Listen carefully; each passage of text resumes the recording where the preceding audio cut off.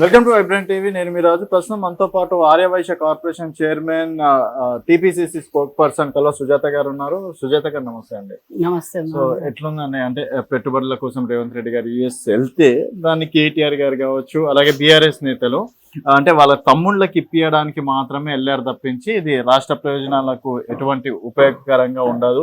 So Revanth Reddy ఏం చేసినా కూడా సొంత ప్రయోజనాల కోసమే చేస్తున్నారని చెప్పేసి కూడా చెప్పడం అనేది జరుగుతుంది. నిజమే అంటే ఏం చేసినోడికి అదే కనబడుతుంది కదా. వాళ్ళు చేసినటువంటి తప్పిదాలు అవతల వాళ్ళని వెతకడే ప్రయత్నం చేస్తారు. వాళ్ళు మీరు చేసింది ఏంటిది? గతంలో అన్ని అసలు చిరునామా లేనటువంటి కంపెనీస్కి ధరణి భూమిని తీసుకొని వచ్చి అంటగట్టారు. ధరణి వెబ్సైట్ని అంటగట్టారు వాళ్ళకి. అంటే మీరు అందరూ అట్లాగే చేస్తారు అనుకుంటారు. ఈరోజు 1000 కోట్ల రూపాయలు విదేశీ పెట్టుబడులు తెలంగాణకు వస్తున్నాయంటే భారతదేశంకు కాదు, తెలంగాణ ఒక రాష్ట్రానికి వస్తున్నాయి ఈ పెట్టుబడులు. వరల్డ్ బ్యాంక్ యాజమాన్యం కూడా మాట్లాడుతున్నటువంటి విషయం మనం కళ్ళారా చూస్తున్నాం. వీళ్ళ మొక్కలకి వినడానికి ఇన్ని పెట్టుబడులు తెచ్చినా నిజంగానే మంచిగా ఉన్నటువంటి దాన్ని ఈరోజు తెలంగాణలో అప్లపాలు చేసి అదే 10 లక్షల కోట్లు ఈరోజు తెలంగాణలో ప్రభుత్వంలో ధనం ఉండింటే కనీసం అప్పులన్నా మీకు లేకుండా ఉంటుండే. ఈజీగా వచ్చిన రెవెన్యూతోని ప్రభుత్వం నడుస్తుండే. మరి అట్లాంటిది పోయి ఈరోజు అప్పులు చేసినావు. నువ్వు చేసిన అప్పులకు వడ్డీలు కట్టాల్సినటువంటి పరిస్థితికి వచ్చింది. దీనికి పైగా చల్లకొచ్చి ముంచ దాచుకున్నట్ల దొంగతనం అంతా మీరు చేసి కాంగ్రెస్ పార్టీ మీద ఏడ్చుడు. అంటే కేటీఆర్ పోయి ప్రతిసారి విదేశాలలో తన డబ్బుని వైట్ మనీగా మార్చుకున్నప్పుడల్లా అది ఏ విధంగా చేస్తారనే అనుభవం ఆయనకు ఉంది కాబట్టి ఇతరులు కూడా అదే విధంగా చేస్తారనే ఆలోచనలో ఉంటాడు. ఇప్పుడు పిల్లి కళ్ళు మూసుకొని పాలు తాగుతుంది, నన్ను లోకమంతా ఎవరు చూస్తలేరు అన్నట్ల కేటీఆర్ తను చేసినటువంటి తప్పులు యువతల మీద రుద్ది నన్ను ఎవరు చూడలేదు, నేనేం తప్పులు చేయలేదని దాచుకుంటున్నాడు. ఇప్పుడు కాంగ్రెస్ పార్టీ అన్ని రైట్లే చేస్తుంది అనుకోవచ్చు. తప్పులు చేస్తే మీరు చూపిండి దాన్ని సరిదిద్దుకున్నాం. తప్పు స్వతంగా కాకుండా తెలియకుండా జరిగితే తప్పుని సరిదిద్దుకున్నాం.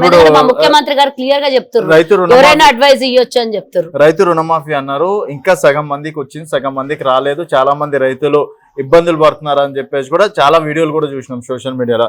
జాబ్ క్యాలెండర్ అన్నారు, అసలు ఏదో నామకే వాస్తు ఇచ్చింది తప్పించి కరెక్ట్ ఇవ్వలేదు, మళ్ళీ నిరుద్యోగులకు మోసం చేయడమే అని చెప్పేసి కూడా అదో రకంగా అంటున్నారు. ఒక ఫ్రీ మహిళా బస్ తప్పించి ఇప్పటి వరకు అంటే కాంగ్రెస్ ప్రభుత్వం కావచ్చు, రేవంత్ రెడ్డి సీఎం అయిన తర్వాత ఏది కూడా విజయవంతం కాలేదు 8 నెలల్లో అని చెప్పేసి అంటున్నారు. ఈరోజు 200 యూనిట్ల కరెంటు అది విజయవంతం కాలేదు అని అంటే డేటా మీకు ఇట్లా కొట్టండి, ఇప్పుడే వచ్చేస్తుంది డేటా.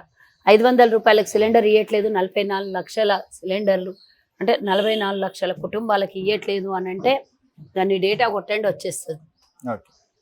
ఆరోగ్యశ్రీ ఇంకా రకరకాలుగా మేము ఇచ్చినటువంటివి ఇప్పుడు 31,000 కోట్ల రూపాయల్లో సగం మందికి. అవును, మరి సగం మందికి ఎంత?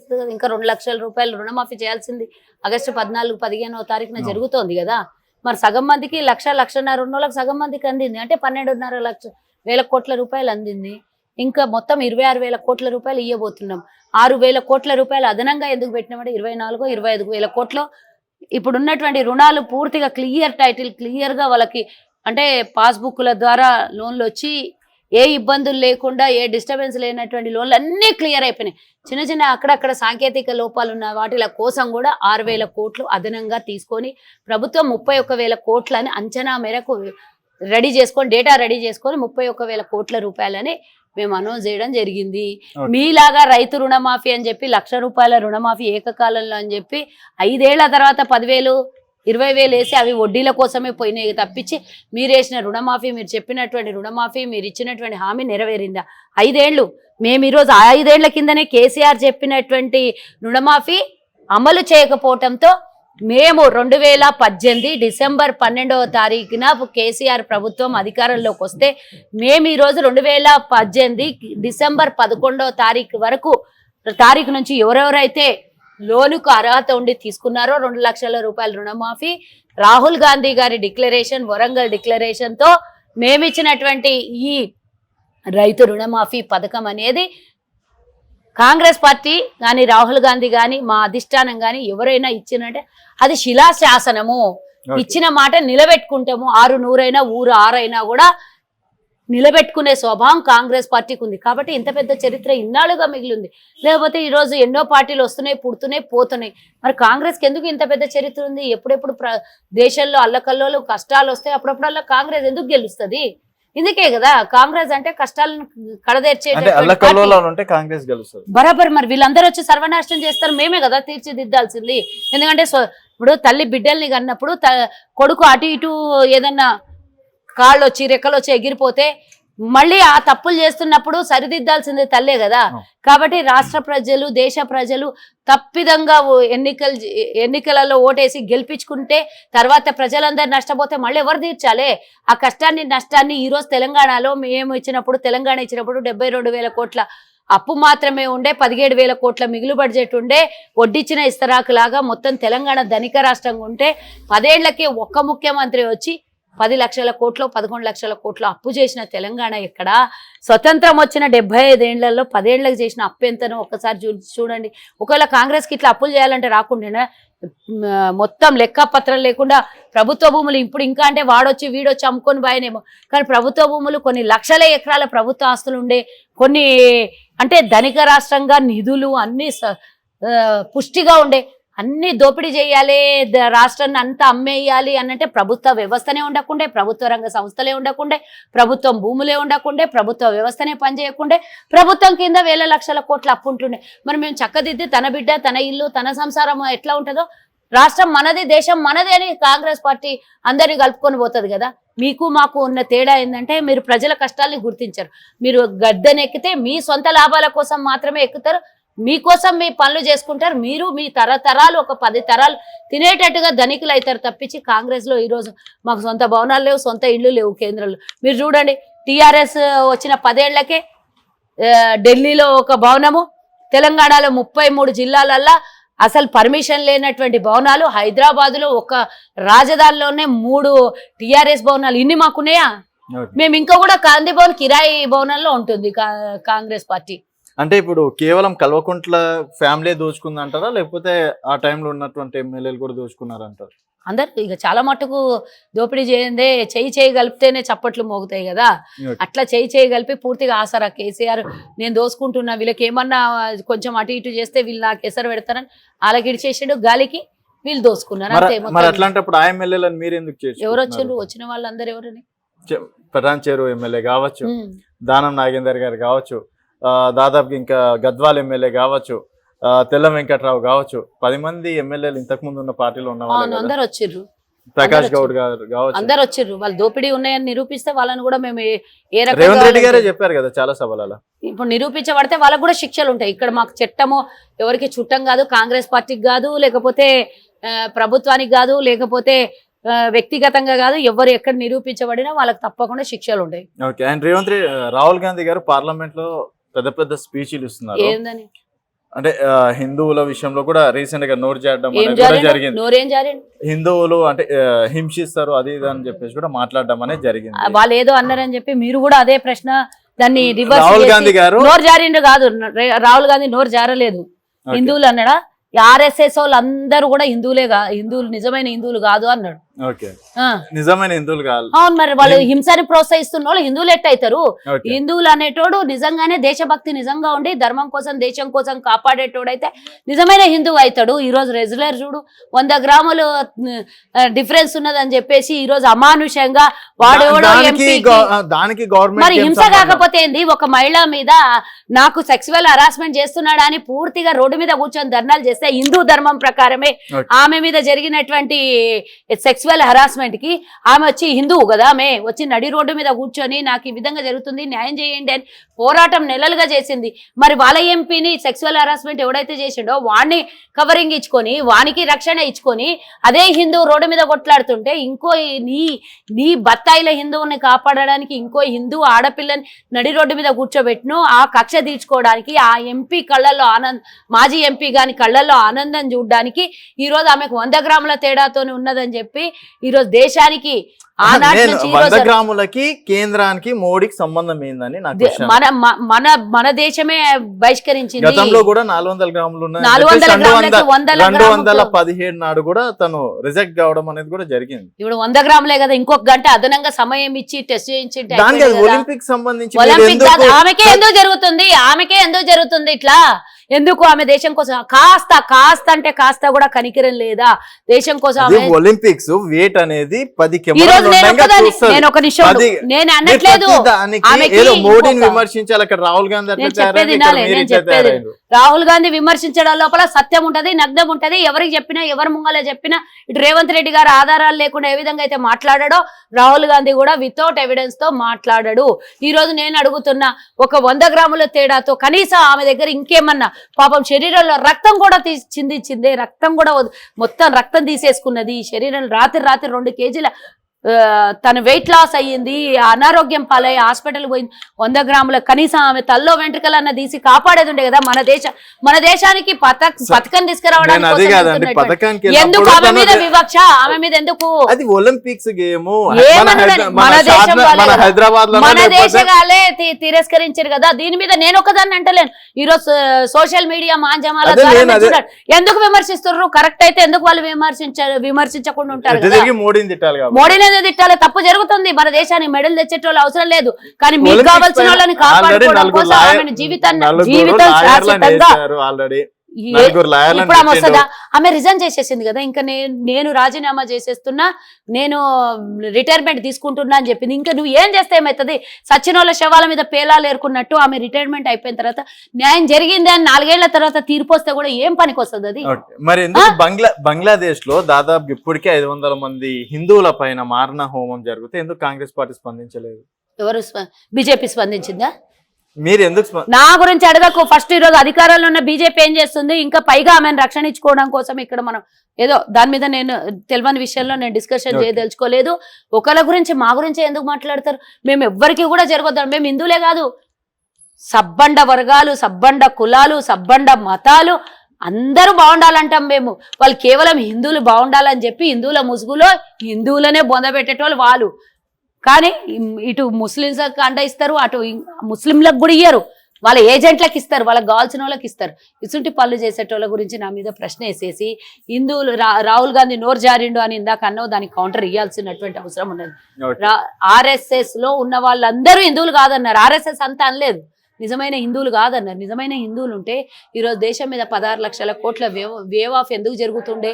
ఆ 16 లక్షల కోట్లు నా భారతదేశంలో ఉన్నటువంటి హిందువులకి అది ఎవరైనా అప్పులతోని రాష్ట్ర చివరి సమయంలో ఎంతో మంది ఆత్మహత్యలు చేసుకొని పోతారు. ఆ కుటుంబాన్ని రక్షిస్తుండే హిందూ కుటుంబాలను ఎంతో మంది జీవితాలు నిలబడుతుండే ఎంతో మంది విద్యకు అర్హత లేని వాళ్ళు ఈ రోజు విద్యకి నోచుకునేటటువంటి వాళ్ళు ఆర్థికంగా ఇబ్బంది ఉన్న కుటుంబాలకు సహాయపడుతుండే.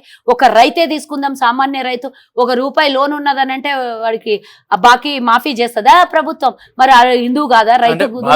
ఇవన్నీ ఉన్నాయి కాబట్టి నిజమైన హిందువులు కాదు. 64 ఏళ్ళు 64 సంవత్సరాలు పరిపాలిస్తే ఎందుకు ఇంత పేదరికంలో ఉంది? మరి ఇప్పుడు ఆగండి ఇప్పుడు 10 ఏళ్ళు ఉన్నారు 15 సంవత్సరాలు వీళ్ళు ఉండబోతున్నారు. అప్పుడు గతంలో కూడా 10 ఏళ్ళు ఉన్నారు 75 ఏళ్ళలో 25 ఏళ్ళు ఉన్నారు అని అంటే 55 ఏళ్ళు మేము ఉన్నట్టే కదా 50 ఏళ్ళు మేము ఉన్నట్టే. మేము భారతదేశానికి స్వతంత్రం తెచ్చినప్పుడు గుణసూది కూడా దేశంలో తయారెక్కు కాకుండే పంటలు పండకుండే దేశంలో. ఇప్పుడు మేము అంతా తయారు చేసి ఇచ్చి వడ్డించిన ఇస్త్రాకు చేస్తే నెక్కప్ప బుక్కప్ప అని మొత్తం ఖాళీ చేసి ఈరోజు ఖాళీ ఇస్త్రాకి కుక్కలు చింపిన ఇస్త్రాకు చేసి రోడ్డు మీద పడేసి చెత్తకుండా ఇలా పడేసిన మీరు వాళ్ళు ఇద్దరు కలిసి మేము అన్ని ధనిక దేశంగా చేసి ధనిక రాష్ట్రంగా చేస్తే మీరిద్దరు కలిసి మళ్ళీ అప్పులభారం చేసి అప్పుల మూతలు మొక్కుతుంటే పేదోడు ఎక్కడికి వెళ్ళి శ్రీమంతుడు అవుతాడు? పేదోడు లాగానే ఉంటాడు. మేము అన్ని చేసి వడ్డించిన ఇస్త్రాకు మీ చేతులు ఇచ్చినాం. 55 ఏళ్లకి 55 లక్షల కోట్ల అప్పు మాత్రమే అయ్యింది దేశం మీద. మీరు ఒక 10 ఏళ్ళు మీ వదిలేసే గతంలో మేము 55 ఏళ్ళు పరిపాలించి ఉంటే గనక 57 లక్షల కోట్ల అప్పు ఈ రోజు 170 లక్షల కోట్లు ఎందుకు అప్పైంది అంటే మీ హయాల్లో పేదరికం నిర్మూల కాలేదు. ప్రపంచంలోనే పెద్ద జనాభా ఉన్న దేశంగా మారింది. అది దానికి వాళ్ళకి సంబంధం లేకపోవచ్చు కానీ ఈరోజు పేదరిక నిర్మూలన ఎక్కడ జరిగింది? నాకు ఒక్క విషయం చెప్పండి. ఈ 10 ఏళ్ళలో ఎంతమందిని పేదరికల్ని ధనికుల్ని చేసిన ఒకసారి మేము చేయలేదబ్బా మేము చేయలేదు అనగానే మీకు ఈరోజు ప్రజలు 3వసారి పట్టం కట్టింది కదా. మరి ఈ 15 ఏళ్లలో కాదు 11 సంవత్సరాలలోనే చెప్తాను ఇంకొచ్చే రాబోయే 4 ఏళ్ళకి వదిలేద్దాం. ఈ 11 సంవత్సరాలలో ఎంతమంది ఉద్యోగస్తులు నిరుద్యోగస్తులు ఉద్యోగస్తులు అయినరు, ఎంతమంది ధనికులు అయినరు, ఎంతమంది సొంతంగా ఇండస్ట్రీస్ పెట్టుకున్నారు, ఎంతమంది వ్యాపారాలు అభివృద్ధి జరిగినాయి, ఎంతమంది కుటుంబాలు అప్పుల బారి నుంచి వడ్డీలు కట్టలేని పరిస్థితి నుంచి ఈ రోజు శాశ్వతమైనటువంటి విముక్తి జరిగింది. నాకు లెక్క 2014 నుంచి 24 వరకు డేటా తీసి అంటే 11 సంవత్సరాలు దేశం అభివృద్ధి చెందలేదు, 10 సంవత్సరాలు తెలంగాణ అభివృద్ధి వెనక్కిపోయింది. మళ్ళీ 50 ఏళ్ళు ఎన్నికిపోయింది. 170 లక్షల కోట్ల అప్పు ఎవరు కట్టాలి? నీ మీద ఈరోజు 3 లక్షల కోట్ల అప్పు ఉంది, నా మీద 3 లక్షల కోట్ల అప్పు ఉంది. ఇక్కడ ఉన్న భూమండలంలో, భారతదేశ భూమండలంలో ఉన్న ప్రతి ఒక్కరి నెత్తి మీద అప్పే ఉన్నది. ఎందుకు కట్టాలి? నువ్వు తినే తిండికి ట్యాక్స్ కడుతున్నావు, నువ్వు నడిపించే బండికి ట్యాక్స్ కడుతున్నావు, నువ్వు తాగే నీటికి ట్యాక్స్ కడుతున్నావు, నీకు ఉండే ఇంటికి కరెంటు బిల్లుకు కడుతున్నావు, అన్నిటికీ ట్యాక్సులు కట్టి ప్రభుత్వం చేసిన అప్పుకు కట్టే అవసరం నాకెందుకు వచ్చింది? ఈ 8 నెలల కాంగ్రెస్ ప్రభుత్వం ఎంత అప్పు చేసిందో తెలుసా మీకు? చెప్పు, నేను చెప్తా కూడా. 800 కోట్ల 8,000 కోట్ల పైగానే అప్పు చేసింది. 8 నెలలకు 8,000 కోట్లు. కేసీఆర్ చేసింది ఎంత? సంవత్సరానికి 10 సంవత్సరాలు పరిపాలించింది. 10 లక్షల కోట్లు. ఇప్పుడు 4 నెలలు అయితే సంవత్సరం అవుతుంది. 1,00,000 కోట్లు కాదు కదా అప్పు. సరే, నువ్వు చెప్పిన లెక్క ప్రకారమే నేను చెప్తా. కేసీఆర్ చేసిన అప్పుకు వడ్డీ ఎంత కడుతున్నాం? నెలకి 7,000 కోట్లు. అవి ఎవరికెళ్ళి తెచ్చియాలే? తెలిసి కూడా ఎందుకు ఉచిత హామీలు ఇవ్వడం? ముందే తెలుసు కదా. పేదోళ్ళు శ్రీమంతులు కావద్దా? పేదోళ్ళు కూడా అనుభవించే హక్కు లేదా? పేదోళ్ళు కూడా సంతోషంగా ఉండే హక్కు లేదా? ఎందుకు వాళ్ళ అర్హతకి ఈ రోజు సరే నీ దగ్గర రూపాయి ఉన్నది, అందులో నుంచి 10 పైసలు నువ్వు ట్యాక్స్ కడుతున్నావు నీ దగ్గర నుంచి ప్రభుత్వానికి. ఆ 10 పైసలు తిరిగి ప్రజలకే, పేద ప్రజలకే పోవాలి కదా. ఎందుకు అర్హత లేదు? ఈ రోజు నేను బీజేపీకి, మీరు అంటారు కదా ఉచిత హామీలు ఇవ్వద్దు, కాంగ్రెస్ పార్టీ మాత్రమే ఇస్తుంది, టీఆర్ఎస్ ఇస్తుంది, బీజేపీ అట్లా ఉచిత హామీలు ఇవ్వదు అంటారు. నేను ఒక్కటే ఎగ్జాంపుల్ చెప్తా. పక్క రాష్ట్రాల్లో పొత్తులు ఉన్నారు. పక్క రాష్ట్రాల్లో ఈ 10,000, 20,000, 30,000 ఉచిత బస్సులు అన్ని ఉచితంగా ఇస్తాన్న పార్టీతో వీళ్ళు ఎందుకు పొత్తులు ఉన్నారు? మరి ఆ ఉచిత హామీలకు వ్యతిరేకం కదా. మరి మీరు ఎందుకు ఇస్తున్నారు నాకు చెప్పాలి. నా దగ్గర మీరు ప్రశ్న ఇస్తే నా దగ్గర 10 ప్రశ్నలు ఉంటాయి, ఆన్సర్ చెప్పాలి. మీరు తప్పు చేసుకుంటూ పోయి కాంగ్రెస్ పార్టీ మీద ఏడ్చుకుంటూ పోయి మేము ఈరోజు మహిళల్ని గౌరవించింది తప్ప, మహిళలు ఉచిత ప్రయాణం చేయడం తప్ప? వాళ్ళ కళ్ళల్లో ఆనందం ప్రభుత్వం చూడాలనుకున్నది. ఈ రోజు పేద మహిళల కోసమే కానీ వాళ్ళకు వృత్తి రీత్యా ఈరోజు వాళ్ళు చిన్న చిన్న వ్యాపారాలు, చిన్న చిన్న కుటీర పరిశ్రమలు పెట్టుకోవడానికి వడ్డీ లేని రుణాలను కాంగ్రెస్ ప్రభుత్వం ఇన్ని చేస్తుంది. ఎందుకు? పేదల్ని ధనికులుగా చేయాలని చూస్తుంది కదా. మరి రూపాయి నువ్వు సంపాదించింది నీటికే, పేదోనింటికే మిగిలాలని ఈ రోజు 500 గ్యాస్ ఇస్తుంది, 200 యూనిట్ల కరెంట్. ఎలక్షన్స్ ముందే ఇచ్చింది కదా కాంగ్రెస్ పార్టీ. ఎంపీ ఎలక్షన్స్ ముందే ఇచ్చింది కదా. అయినా కూడా 8 స్థానాలకే పరిమితం. గతంలో మేము 4 ఉన్నాం, 3, 4, 5 సీట్లు పెరిగినాయి. అధికారంలో ఒక్క నిమిషం, అధికారంలో ఉన్నాము. ఇంకా 6 సీట్లు, 5 సీట్లు అదనంగా పెరిగినాయి. 2 అసెంబ్లీ ఎన్నికల కన్నా 2% ఓటు బ్యాంకు కూడా పెరిగింది. బీఆర్ఎస్ పూర్తి స్థాయిలో బీజేపీ ఓటు శాతం మరిచి వాళ్ళకి ఎంత వచ్చింది? మాకన్నా తక్కువనే వచ్చింది కదా. ఎవరికి? బీజేపీకి. మాకన్నా బీజేపీ అసలు ఏం లేనిది 13% ఓటు బ్యాంక్ ఉన్నది, 30% పైగా. ఏం చెప్తున్నా అదే. వాళ్ళు 37% ఉన్న బీఆర్ఎస్ 20% ఓటు బ్యాంకు బీజేపీకి మరలిచ్చినా కూడా మాకన్నా తక్కువనే ఉంది కదా. ఇద్దరు కలిసి కాంగ్రెస్ పార్టీ మీద పోటీ చేశారు. ఇద్దరు కలిసి దీని అంతరార్థం అర్థం చేశారు. మరి బీఆర్ఎస్ ఒకటి 39. ఒక నిమిషం ఉండు, నీ దగ్గర 100 ప్రశ్నలు ఉంటాయి, నా దగ్గర 1000 సమాధానాలని. 39 మంది ఎమ్మెల్యేలు గెలుచుకున్న వాళ్ళకు 8 స్థానాలలో డిపాజిట్లు రాలేదు. వాళ్ళకి ఎందుకు అడగరు? మరి మీరు మాకు అన్ని చోట్ల డిపాజిట్లు వచ్చినాయి, డిపాజిట్లు ఎక్కడ పోలేదు కదా. మాకు 8 సీట్లు గెలిచినాం. పూర్తిగా సిద్దిపేట కానీ, చెవెళ్ళ కానీ, ఇంకా పక్కల మహబూబ్ నగర్ కానీ పూర్తి స్థాయిలో బీఆర్ఎస్ బీజేపీగా ముసుగేసుకొని ఎన్నికలలో పనిచేసి ఆ 3 స్థానాలను దగ్గరుండి గెలిపించింది. లేకపోతే ఆ 3 స్థానాలు ఏమంటున్నారు అంటే కాంగ్రెస్ బీజేపీ కలిసి మమ్మల్ని తొక్కేయాలని చూస్తున్నారు. ఇద్దరు ఒకటి చోటాబాయ్ బడేబాయ్ అని చెప్పేసి వాళ్ళు అంటున్నారు. ఎవరు? కేటీఆర్ అన్నాడు. చోటాబాయ్ బడేబాయ్ అంటే అన్నదమ్ముళ్ళని పిలుచుకుంటే, అన్నదమ్ములు కూడా పాలేలు ఒక రోజు. ఆస్తుల వ్యవహారాలు వస్తే పాలోలే. అందరికి చూడనికి అన్నదమ్ములే ఉంటారు. ఆస్తులు ఎక్క తక్కువ వచ్చినప్పుడు పంచుకునే విషయాలు ఎవరు కూడా అన్నదమ్ములు, ఎవరు కూడా నీకు రూపాయి ఎక్కువ వచ్చినా ఇడవాడు. ఇంకా బయట కన్నా ఇస్తాడేమో కానీ ఇంటోనికి ఇడవాడు. అట్లా అన్నదమ్ములు అన్నంత మాత్రాన ప్రభుత్వ పరంగా అన్నదమ్ములలా కలిసి ఉండాలి. పార్టీల పరంగా వ్యతిరేకతనే ఉంటది 100%. ఇస్తాడేమో అనుకొని దుర్మార్గునికి రేవంత్ రెడ్డి గారు అన్నా అని పిలుచుకున్నా కూడా కనీసం కనికరం లేనటువంటి వెధవలు వాళ్ళు కేంద్రంలో కూర్చొని. విడిపోయిన తెలంగాణ తర్వాత మా రాష్ట్రం కూడా కొత్తదే కదా. మా రాష్ట్రంకు గతంలో విభజన చట్టంలో అమలుపరిచిన కనీసం ఆ వాటిల కోసమన్నా ఇండస్ట్రీస్ కోసమే కానీ, రైల్వే కోచ్ ఫ్యాక్టరీ కానీ, ITIR ప్రాజెక్ట్ కానీ, లేకపోతే గిరిజన యూనివర్సిటీ కానీ, ఇంకా అవి 4-5 మేము ఇంకా అడుగుతున్నాం. ఇంకా కొత్త చాలా అడగాలి. ఇంకా జాతీయ స్థాయిలో స్కూల్లే కానీ ఇంకా రకరకాలుగా అడిగినాం మేము. పాలమూరు రంగారెడ్డి జిల్లాకి జాతీయ హోదా కల్పించాలని ఇవన్నీ అడిగినాం. అందులో ఏదన్నా ఒకటి నెరవేర్చిన ఏమి ఇయ్యలే, మొడి చేయి చూపించిన మళ్ళీ అదే గాడిది గుడ్డి ఇచ్చారు. కాబట్టి వాళ్ళతో మాకు కేవలం ప్రభుత్వాల పరంగా వాళ్ళతో మాకు సఖ్యతతో ఉంటాం కానీ పార్టీల పరంగా వస్తే 100% వాళ్ళకు మాకు పోటీనే. సరళ రేఖలు, ట్రైన్ ట్రాక్ ఎట్లా ఉంటుందో మాది అట్లనే ఉంటుంది. కొట్లాడతాం కానీ వాళ్ళు కలిసేది ఎక్కడా ఉండదు, పార్టీల మధ్యలో ఏమి ఉండదు. వాళ్ళు ఇంటర్నల్ గా కలుసుకొని మా మీద బురద కలితే మేమేం చేస్తాము? లేకపోతే ఇప్పటిదాకా ఎప్పుడో 10 ఏళ్లలో కేసీఆర్, కేటీఆర్, హరీష్ రావు ఎప్పటికో లోపలికి పోవాలి కదా. ఈ రోజు అదే ముఖ్యమంత్రి ఉన్న కేజ్రీవాల్ జైలుకు పోతాడు, ఇక్కడ తెలంగాణలో ముఖ్యమంత్రి ఉన్న కేసీఆర్ జైలుకు పోడు. ఎందుకో పోడు మరి? ఇన్ని స్కామ్లు ఉన్నాయి. అది ఒక్కటే కాదు కదా, ఒక్కటే లిక్కర్ రేవంత్ రెడ్డి గారు అధికారంలోకి రాగానే కేటీఆర్ ని, కేసీఆర్ ని, హరీష్ రావు ని నేను చెప్తున్న ప్రశ్నకే నువ్వు ప్రశ్న ఇస్తావు. నీ దగ్గర క్వశ్చన్స్ లేకుండా నా దగ్గర నుంచి కాదండి సార్. రేవంత్ రెడ్డి గారు అన్నారు కదా, రేవంత్ రెడ్డి గారు అన్నారా లేదా? ఏంటిది? కేసీఆర్ ని లోపలేస్తాం, డబుల్ బెడ్రూమ్ కట్టిస్తాం. ఆగు అప్పుడే ముందు ముసళ్ళ పండుగ ఇప్పుడే తింటా అంటే ఎట్లా? వండాలి, వారిచ్చాలి, వడ్డిచ్చాలి, ఇవన్నీ చాలా ఉంటాయి. ఇప్పుడే అరెస్ట్ చేస్తే దోస్తుల దగ్గర పోయి బెయిల్ తెచ్చుకుంటారు. కేంద్ర జాతీయ సంస్థలన్నీ ఆడ దోస్తుల దగ్గర ఉన్నాయి, చుట్టాల దగ్గర ఉన్నాయి. ఇల్లరికం పోయిన అల్లుడు ఈయన, మళ్ళీ వాళ్ళు మర్యాదగా చూసుకోవాలి కదా ఈయన కేసీఆర్ ని. కాబట్టి ఇప్పుడే పోయి మేము జైల్లో పెడతామంటే బెయిల్ తెచ్చుకుని కూర్చుంటాడు. చలో నాకు ఎట్లన్నా ఒకసారి చచ్చిన అదే ఒక్కసారి మర్డర్ చేసిన ఉరి శిక్షనే, 10 సార్లు మర్డర్ చేసిన ఉరి శిక్షనే. మీరు నా దగ్గర ఏం బిక్తారు, ఏం చేస్తారు, పోండి ఏమన్నా ఉంటే కోర్టులో తెలుసుకోండి అంటాడు. కాబట్టి ఆల్స్ మేమెందుకు ఇస్తాం, ఆ అవకాశం మేమెందుకు ఇస్తాం? పూర్తిగా చుట్టూ వలయల్లాగా మొత్తం అయిపోయిన తర్వాత కేసీఆర్, కేటీఆర్, హరీష్ రావు ఎవరెవరు జైలు పోతారో పోయే రోజులు దగ్గర పడతాయి కదా. ఎందుకు తొందర? తినబోతే ఎందుకు రుచి చూస్తారు? ఇప్పటిదాకా పండించినము, వండినము, వార్చినము, తినేది ఉన్నది వడ్డించిన తర్వాత దిందురు కానీ. ఓకే, నెక్స్ట్ కేబినెట్ విస్తరణ ఎప్పుడు జరిగే అవకాశాలు? జరుగుతుంది, త్వరలోనే జరుగుతుంది. అధ్యక్షుడు జరుగుతుంది.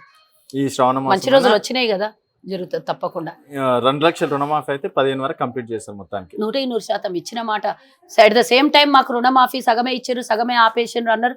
సేమ్ టైం రాజీనామా కూడా రెడీ చేసుకుని కూర్చోమన్నారు హరీష్ రావు. ఆయన 13 హామీలు అంటున్నారు. ఆ తర్వాత మాట మారిస్తే మనం ఏం చేయలేం కానీ రాజీనామా చెయ్యడు. ఎట్లాగో చేస్తే సిద్దిపేట పట్టిన దరిద్రం వదులుతుంది, తెలంగాణకు పట్టిన అక్కడ ఇక్కడ మనం అంటాం దిష్టి తీసేసిన తర్వాత ఆడ ఈడ ఏడైనా చింతగింజలు జిడిగింజలు ఉంటే దాన్ని తీసి దారిలో నుంచి ఎవడన్నా వచ్చిపెట్టాడు తొక్కుతాడు జాగ్రత్త అని చెప్తుంది చూడు. అట్లా ఇంకా ఆడాడ పట్టిన దరిద్రం ఉన్నది, ఆ దరిద్రం కూడా పోవాలి అని అంటే వీళ్ళందరూ నిజంగానే రాజీనామా చేస్తే సిద్దిపేటకి ఇంకో నాయకుడు వస్తారు. ఓకే, అండ్ ఇంకా బీఆర్ఎస్ నుంచి ప్రశ్నలు అడుగుతూనే ఉంటావు, ఆన్సర్ వస్తారు. మీకు అన్ని చెప్తారా ఏంది? చెప్పి చేస్తే మేమెందుకు రాజకీయ పార్టీ అవుతుంది? వచ్చినప్పుడు చూద్దరు కానీ లేదు. నేను ఇవన్నీ నేను చెప్పాను. కాంగ్రెస్ కార్యకర్తలకు న్యాయం జరుగుతుంది అనుకోవచ్చు. దేని దానికే ఉంటది, ఎవరి న్యాయం వాళ్ళకే ఉంటది. చాలా మందికి న్యాయం జరుగుతలేదు అని చెప్పేసి బయట ఎవరు చెప్పుకోలేదు. నేను చెప్పినా ఇంకొకరు చెప్పిరా, ఇంకోళ్ళు చెప్పిరా చెప్పుకుంటారు. అన్ని మీడియా ముందర అయితే చెప్పుకోలేరు కదా. చెప్పేది ఉంటే వాళ్ళకి కూడా ప్రాబ్లమ్స్ ఏదైనా చిన్న చిన్న బాధలు ఉన్న వాళ్ళకి అందరికి సాల్వ్ అవుతాయి. అంటే ఎవరో వచ్చిండ్రు అని చెప్పేసి ఉన్న వాళ్ళకి అన్యాయం చేయరు కదా. రేవంత్ రెడ్డి గారు క్లియర్ గా చెప్పారు, కొత్తగా వచ్చిన వాళ్ళకి మళ్ళీ 2 ఏళ్ళు 3 ఏళ్ళు పనిచేస్తే గానీ అవకాశాలు రావు. పాత వాళ్ళకి అన్ని నామినేటెడ్ పోస్టులు రేపు వచ్చే ఎన్నికలలో అక్కడ నాయకులు, కాంగ్రెస్ నాయకులు గట్టిగా లేకపోతే బయటికి వెళ్ళి వచ్చిన వాళ్ళకి ఇస్తారేమో కానీ కాంగ్రెస్ నాయకులు ఉండగా వేరే వాళ్ళకి ఇచ్చే అవకాశం లేదు. నామినేటెడ్ పదవులు మాత్రం పూర్తి స్థాయిలో కాంగ్రెస్ పార్టీ కోసం, సంస్థాగత నిర్మాణం కోసం, ఎన్నికల్లో కష్టపడి పోరాటం చేసిన వాళ్ళు, అధికారంలోకి రావడానికి పనిచేసిన వాళ్ళకి మాత్రమే పదవులు ఉంటాయి అని రేవంత్ రెడ్డి గారు క్లియర్ గా చెప్పి నేను కూడా అదే ఆశిస్తున్నా, అదే కోరుకుంటున్నా. ఎందుకంటే 10 ఏళ్ళు ప్రతిపక్షంలో ఉంటే ఛాయ్ దాగానికి కూడా పైసలు జేబులో లేనోడు కూడా జెండా బట్టి మోసినోడు ఉన్నాడు. అట్లాంటి వాళ్ళకి న్యాయం చేయాలి. అంటే జెండా కాంగ్రెస్ పార్టీ అంటే అంత గట్టిగా బలంగా నమ్మి పనిచేసినోడు ఉన్నాడు. కష్టాలలో ఉన్నారు, కేసులు పెట్టించుకున్న వాళ్ళు ఉన్నారు, జైల్లోకి పోయిన వాళ్ళు ఉన్నారు, ఎన్నో తిని తాలక కష్టపడ్డోళ్ళు ఉన్నారు. వాళ్ళందరి కోసం పార్టీ, ప్రభుత్వము, నాయకులు అందరు గట్టిగా నిలబడి పనిచేయాలని నేను కోరుతున్నాను. ఓకే అండి, థ్యాంక్ యూ అండి. సో ఇది కల్వ సుజాత గారితో స్పెషల్ ఇంటర్వ్యూ. మరొక చేస్తాం, మళ్ళీ కలుద్దాం. చూస్తూనే ఉండండి వైబ్రాంట్ టీవీ.